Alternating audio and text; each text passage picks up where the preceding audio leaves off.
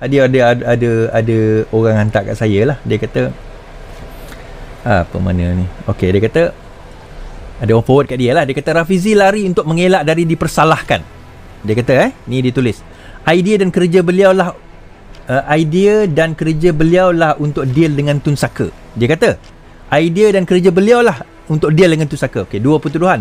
Satu, dia kata Rafizi lari mengelak dari dipersalahkan, bahawa idea dan kerja beliau lah yang deal dengan Tun Saka. Okey, dia kata idea dia nak ke deal dengan Mahathir. Lari dari medan perang ketika presiden sedang dalam dilema adalah sifat pengecut, dia kata. Saya dulu juga dari tim beliau, cuma setelah tahu, I'm sorry bye-bye. Belakang beliau yang menubuhkan inbox yang Berhad adalah orang otai-otai UMNO. Ini dia tuduh ni. Dia kata yang menubuhkan inbox ni otai-otai UMNO. Kau kata kau tim Rafizi, tapi kau tak tahu siapa yang menubuhkan inbox. Nak sebut otai UMNO, Anwar Ibrahim tu otai UMNO. Siapa dapat menafikan fakta Anwar Ibrahim itu adalah otai UMNO? Siapa dapat menafikan fakta ini? It's not about otai UMNO atau tak UMNO. Dia masih setia dengan PKR atau tidak. Sebagian ada di antara mereka bekas ahli-ahli UMNO sewaktu zaman Datuk Seri Anwar Ibrahim.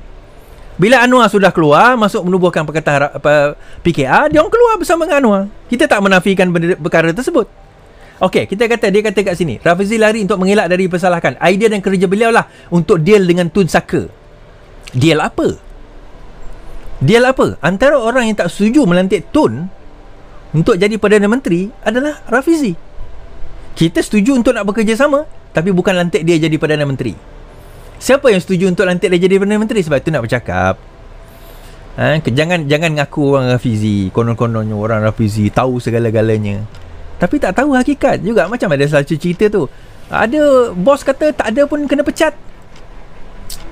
Of course lah, logik fikir lah tuan, logik fikir. MATC tak lama lagi tiba-tiba hilang jawatan pengurusi MPN. Kenapa? Tak fikir logik. Of course lah bos tak pecat, tapi kenapa letak jawatan? Dia kadang-kadang macam ni tuan-tuan dalam office. Kau nak malu ke kau nak pergi secara beradab, secara orang kata apa? What do you call it? Secara terhormat. Kalau kau nak malu, aku pecat. Kalau kau nak pergi secara terhormat, kau letak jawatan.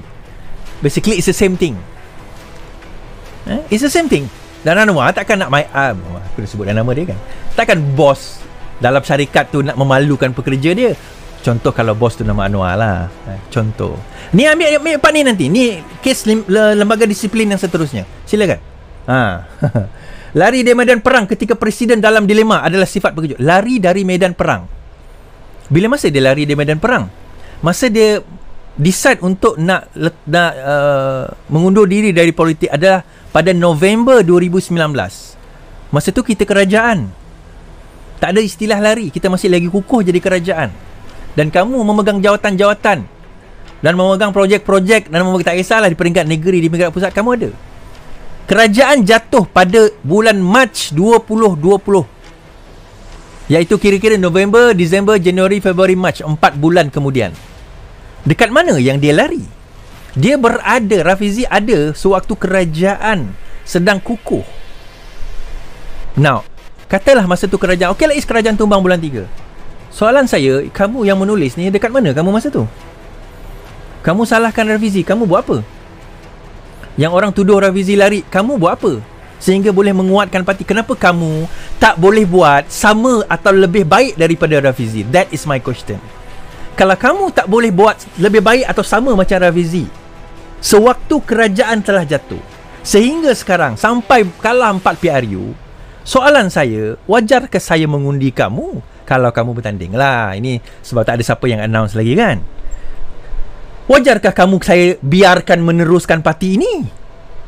Sedangkan for the past 2 years kita going down the drain.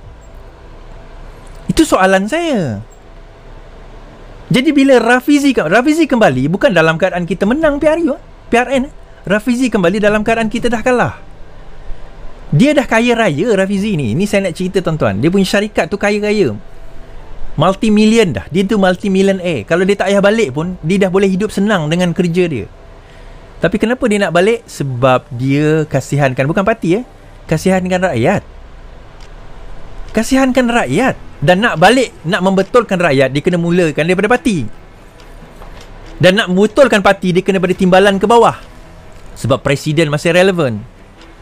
Adalah keluar tersebar satu berita konon pakai nama Rafizi, pakai nombor telefon Rafizi, muka Rafizi, sebar berita konon-konon Rafizi nak lawan presiden. Dah presiden Rafizi kata nak berlawan timbalan, apa nak lawan presidennya? Tak ada. Sekarang ni tak ada siapa lagi yang nak isytihar bertanding timbalan. Tak ada siapa. Bagi hin-hin tu adalah, tapi yang nak isytihar timbalan tak ada. Jadi tak ada istilah pertembungan, tak ada istilah perpecahan. Yang nak declare bertanding timbalan seorang saja, Rafizi. Lain tak ada siapa. Tak ada siapa. Even Farahash pun tak declare dia nak bertanding timbalan. Dan saya rasa dia tak berani declare nak bertanding timbalan. Hari tu dia cabarlah. Dia kata kalau Rafizi bertanding, aku nak bertanding. Tapi nampak gayanya sampai sekarang tak berani declare lagi. Tak berani lagi declare. Tak apalah, negara demokrasi. Kalau dia nak bertanding, Alhamdulillah, silakan. Ni negara demokrasi, saya kata. Siapa-siapa nak bertanding? Safudin Nasution nak bertanding, silakan. Abdullah Sani nak bertanding, silakan. Siapa lagi? Tak kisahlah siapa-siapa nak bertanding timbalan, silakan. Negara demokrasi, kita raikan. Cuma bila kita bercakap tentang demokrasi, akan ada perbezaan pendapat, akan ada percanggahan, akan ada camp. Itu normal. Itulah dinamakan demokrasi. Sebab itu dalam Islam pun kita digalakkan berfikir dan berbeza pendapat. Sebab itu kita ada mazhab. Even dalam agama pun kita ada berbeza pendapat, dan berbeza pendapat kita besar.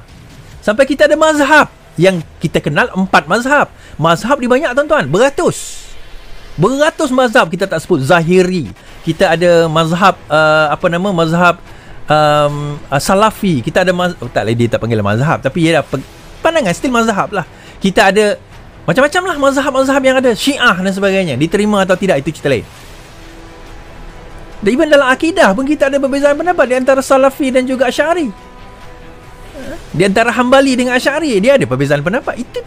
Itulah kesan natijah kepada kebolehan untuk natijah kepada kebebasan berfikir, kebebasan untuk berbincang dan kebebasan untuk kita nak bertukar-tukar idea, dan kebebasan untuk kita berselisih pendapat akan menghasilkan pencambahan idea. Itulah yang memajukan umat, dan itulah yang memajukan negara.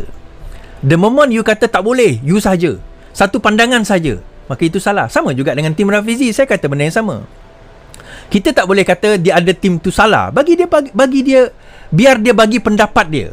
Biar dia bagi pendapat dia. Tak apalah, dikemukakan. Okey, aku mampu kerana sekian-sekian ini, aku punya kerja sekian-sekian. Biarlah dia bagi pendapat dia.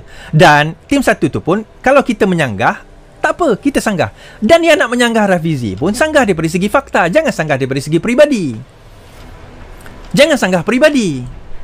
Cerita bercuti lah, tak ada lah, hilang. Tak ada siapa yang berani menyanggah sekarang ni kerja Rafizi masa PRU14.